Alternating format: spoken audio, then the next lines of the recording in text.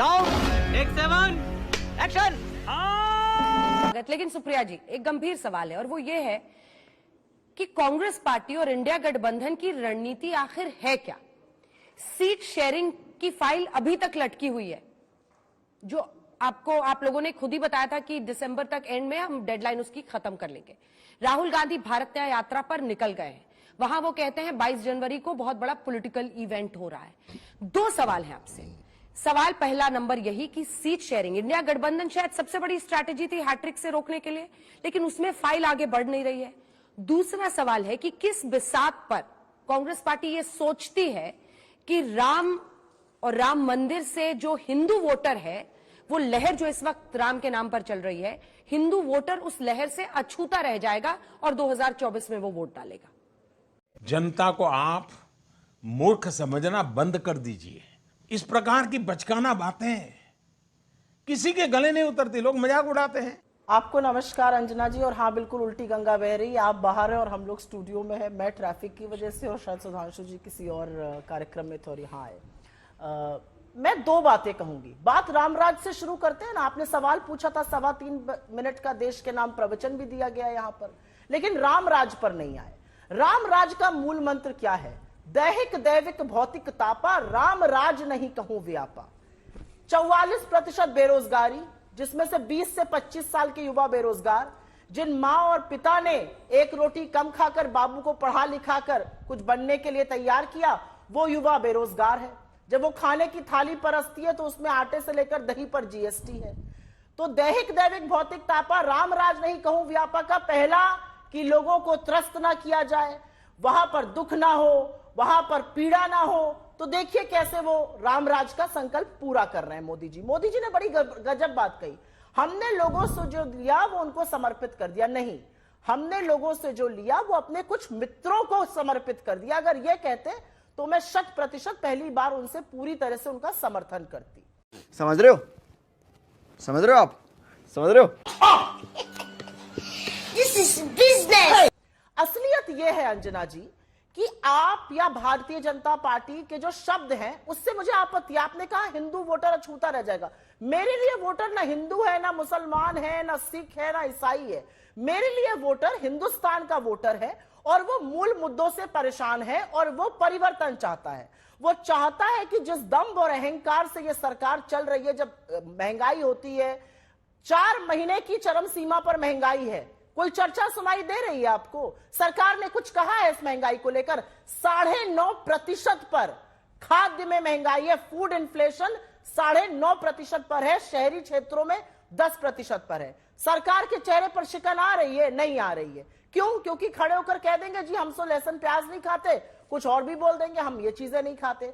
9.5% food inflation, consumption आधा हो गया है, मतलब लोग उपभोग कम कर रहे हैं। ये सब क्या दिखाता है? ये सब दिखाता है कि लोग परेशान हैं बेरोजगारी से, महंगाई से, आर्थिक असमानता से। लोग परेशान हैं महिला अपराध से। IIT BHU में अगर आपके गुर्गे पकड़े जाते हैं तो लोग सवाल पूछ रहे हैं कि रामराज की परिकल्पना क्या थी? जिस मर्यादा पुरुषोत्तम के नाम पर आप बात करते हैं, वो मर्यादा पुरुषोत्तम के सामने आप कैसे सिर झुका के खड़े होते हैं? जिस मर्यादा पुरुषोत्तम की आप बात करते हैं वो राम तो सबके हैं, कोई आपकी ना बपौती है ना आपका आधिपत्य है राम पर।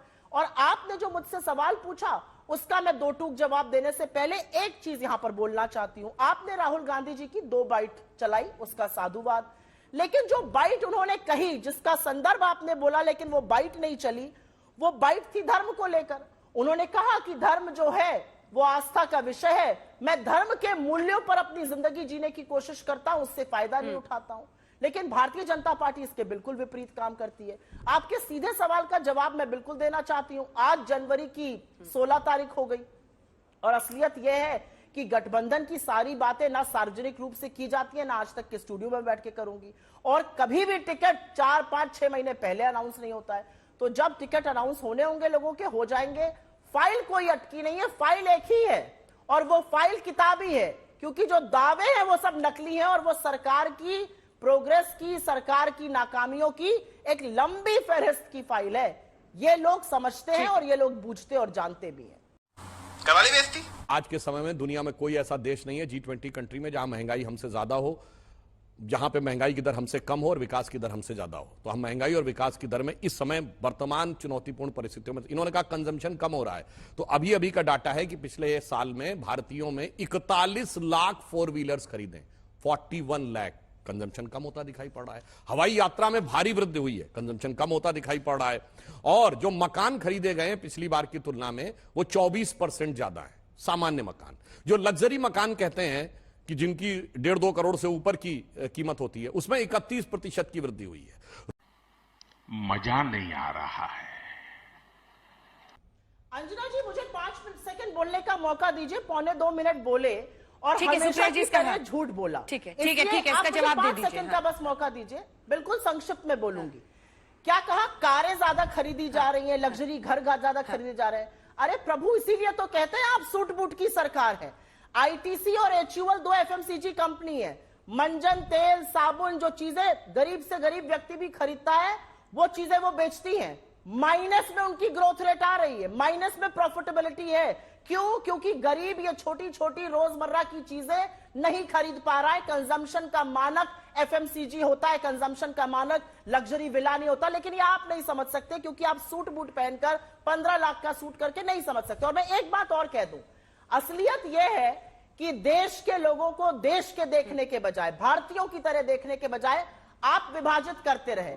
आप तो देश को उस कगार पर ले आए कि 80 करोड़ लोगों को अगर आप फ्री का राशन ना दीजिए तो वो लोग भुखमरी से मर जाएं। और ये मेरा डेटा नहीं है, ये सरकार का डेटा है। सरकार का ही डेटा ये कहता है कि आपकी अर्थव्यवस्था ने इस तरह से चरमरा गई कि real rate of economic growth collapse कर चुकी है और महंगाई जो है वो 6% के आसपास है। यूपीए की बात छोड़ दीजिए, अपने ही पहले से कंपेयर कर लीजिए तो डूब चुकी अर्थव्यवस्था अगर ना डूबती तो 80 करोड़ लोगों को आपको फ्री का राशन ना देना पड़ता। झूठ बोलते वक्त, आंकड़े कोट करते वक्त थोड़ी सी बुद्धि, थोड़ी सी अगर प्रैग्मैटिज्म की बात करी जाए तो अच्छा रहेगा। गजब बेइज्जती है। कौन सा दबाव है? अखिलेश जी कौन से दबाव की बात कर रहे हैं? यानी आप लोग भी यही कहने की कोशिश कर रहे हैं कि अखिलेश यादव, आशुतोष जी, कि बीजेपी के इशारे पर मायावती जी काम कर रही हैं, यही कहने का अर्थ है ना उनका, कि किसी दबाव में वो ऐसा मुझे गिरगिट कह रही हैं। चल झूठा। जी अंजना जी, देखिए अंजना जी, बात तो सच है कि 2019 में हम लोगों ने सारी चीज़ें छोड़ के एक बड़े गठबंधन के लिए एक मायावती जी के साथ में आए थे। और अभी कुछ दिन पहले भी जब ये बात बार बार आ रही थी कि बहन कुमारी मायावती इंडिया गठबंधन में आएंगी, और ये कहीं से मीडिया में लीक किया गया कि सूत्रों से बताया गया कि समाजवादी पार्टी इसका विरोध कर रही है, तब भी हमने खंडन किया कि ऐसे कोई सूत्र नहीं है और वो बड़ी नेता हैं देश की, उनका सम्मान करना चाहिए। ये उनका आने का फैसला इंडिया गठबंधन में निजी फैसला है, हमने कभी विरोध नहीं किया।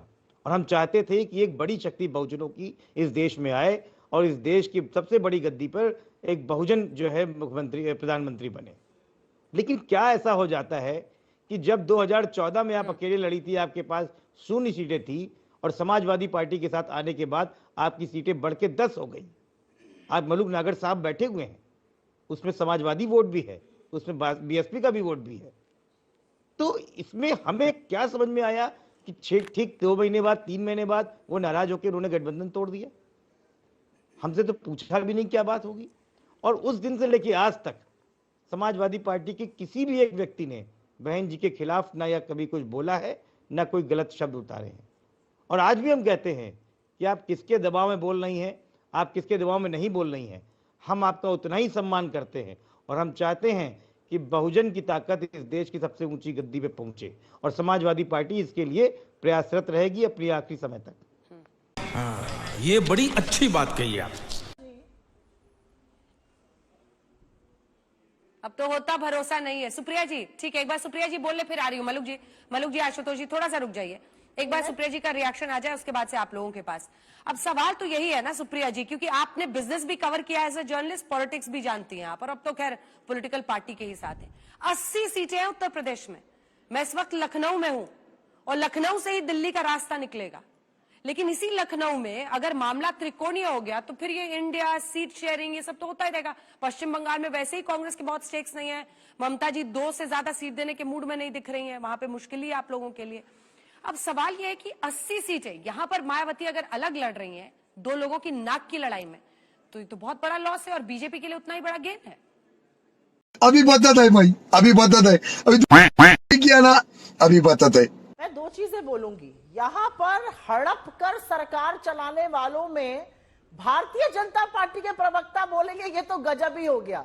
मतलब इससे बड़ी विडंबना और आयरनी क्या होगी, जो आधे दर्जन से ज्यादा राज्यों में पार्टी तोड़ तोड़कर हड़प कर सरकारें चला रहे हैं, वो हड़प कर सरकार चलाने की बात करेंगे। खैर छोड़िए उस बात को। मुझे क्रेडिट नहीं चाहिए। जहां तक बहन मायावती जी की बात है, मुझे लगता है कि हम मल्लू सब जी, उनका हाँ, सर। सम्मान करते हैं और आशा थी कि वो इस गठबंधन का हिस्सा बनेंगी। आशा थी कि वो समझेंगी कि इस समय लड़ाई क्या है। ये लड़ाई संविधान की है, ये बाबा साहेब के संविधान की है, ये लड़ाई शोषित, वंचित, दलितों, आदिवासियों, पिछड़े वर्ग की लड़ाई है, जिनको दरकिनार किया हुआ है भारतीय जनता पार्टी ने। वो समझेंगी कि जब महामहिम राष्ट्रपति जी को नहीं बुलाया जाता है बड़े बड़े फंक्शन में, तो यह अवमानना है उस समाज की। लेकिन मायावती जी ने क्यों ऐसा डिसीजन लिया, ये वो ही बता सकती हैं। हम सब उनका सम्मान करते हैं। ये बड़ी अच्छी बात कही आप। और मेरा अपना मानना यह है कि आज की जरूरत है एक साथ खड़े होकर मजबूती से, मुस्तैदी से उन ताकतों से लड़ना जो संविधान पर लगातार हमला कर रही है। मैं एक छोटी सी बात कहकर आप आगे जा सकती हैं। राहुल गांधी जी ने जो भारत जोड़ो न्याय यात्रा शुरू करी, वो कहीं से भी कर सकते थे, लेकिन उन्होंने मणिपुर से शुरू करी। वो पिछले 6 महीने में 2 बार मणिपुर हुआ है। मणिपुर 8 महीने से जल रहा है। वहां की बेटियां, वहां की औरतें, वहां की माएं आंसू से रोती हैं और पूछती हैं, कहां है इस देश का प्रधानमंत्री? क्या उनको हमारी फिक्र नहीं है? क्या वो आना नहीं चाहते? क्या हम इस देश का हिस्सा नहीं है? आज राम राज्य की परिकल्पना पर मोदी जी चर्चा कर रहे थे। क्या है राम राज्य? कि एक प्रदेश को आप उसके हाल पर छोड़ दीजिए, एक ऐसे मुख्यमंत्री पर छोड़ दीजिए जिससे जनता का विश्वास उठ चुका है। 8000 के 2-2 प्लेन है मोदी जी के पास, लेकिन एक बार मौका नहीं मिला कि 8 महीने में एक बार मणिपुर चल जाए। 10 साल प्रधानमंत्री रह चुके मोदी जी। 80 से ज्यादा प्रेस कॉन्फ्रेंस राहुल गांधी जी ने इस दौरान में कर दी, मोदी जी ने एक नहीं करी, क्योंकि आप लोगों के सवालों से डरते हैं जो सवाल पूछे ही नहीं जा रहे हैं। तुम्हें शर्म है? कुछ शर्म आया है? 8 महीने में 1 मिनट का टाइम नहीं है इस देश के प्रधानमंत्री के पास। मणिपुर जाने के लिए शर्म आनी चाहिए आपको, कोई दलील देते हुए। यहां पर स्वीकारना चाहिए कि आपसे गलती हुई है, गुनाह हुआ है, पाप हुआ है आपसे। मणिपुर इस देश का हिस्सा है, यह विश्वास प्रधानमंत्री को मणिपुर जाकर दिलाना चाहिए। इस सज्जन को क्या तकलीफ है भाई? खत्म, बाय बाय, टाटा, गुड बाय, गया। नमस्कार दोस्तों, वीडियो आप लोग कैसा लगा आप लोग जरूर बताइएगा। लेकिन मीडिया यहाँ तक पूरी तरह मतलब अपने दुश्वारी पे उतर चुका है और देश के प्रति इन लोगों का जज्बा जीरो हो चुका है और अपने मुखिया को ऊपर करने में ये पूरी तरह मीडिया लग चुका है और मीडिया पूरी तरह देश से ख़त्म हो चुका है। और हम लोग उस देश में पैदा हो चुके हुए हैं जिस देश में मीडिया का नाम निशान नहीं है और मीडिया दूर दूर तक आप लोग को नज़र नहीं आएगा। और मीडिया अब सिर्फ उस काम के लिए नज़र आ रहा है कि अपने मुखिया को बात जनता में पहुंचाने के लिए मीडिया का प्रयोग किया जा रहा है। लेकिन मीडिया को ये बात समझ नहीं आ रहा है कि उसके वजह से देश कितना पीछा जा रहा है, उसे समझ नहीं आया। लेकिन हम भी किसे समझा रहे हैं, क्योंकि देश की मीडिया तो पहले से बिकी हुई है और बिकी हुई आदमी से का ही बात किया जाए, क्योंकि बिकी हुई चीज़ को आप कितना हो कोई ना कोई थी बहाना दीजिएगा तब भी वो वापस नहीं आने वाला है। और बिकी हुई ईमान को कितना हो खरीदिएगा तो फिर बिकने के लिए तैयार हो जाएगा। और इस वक्त देश में ऐसा ही हालत है और देश का मीडिया पूरी तरह बिक चुका है और बिकने के लिए भी तैयार है। और आज भी आप लोगों को कितना हो तो किन सकते हैं, क्योंकि देश के मीडिया तो ख़त्म हो चुका है और देश का चौथा स्तंभ कहे जाने वाले मीडिया पूरी तरह ख़त्म हो चुका है और देश से नाम निशान मिट गया है मीडिया का। और मीडिया के आखिर आगे भी हमें लगता है मीडिया का कोई वसूल नहीं बच पाएगा, क्योंकि इस वक्त जैसे हो रहा है तो हमें लगता है आगे भी कोई भी सरकार आएगा तो हमें लगता है मीडिया का अस्तित्व नहीं बच पाएगा, क्योंकि आगे भी वैसा काम होगा। क्योंकि जब शेर के मुंह में खून लग जाता है तो कैसे भी अपना शिकार ढूंढ ही लेता है। और हमें लगता है फिर से मीडिया कोई भी सरकार ला लीजिए, मीडिया तो बिक चुका है और आगे भी बिकता रहेगा।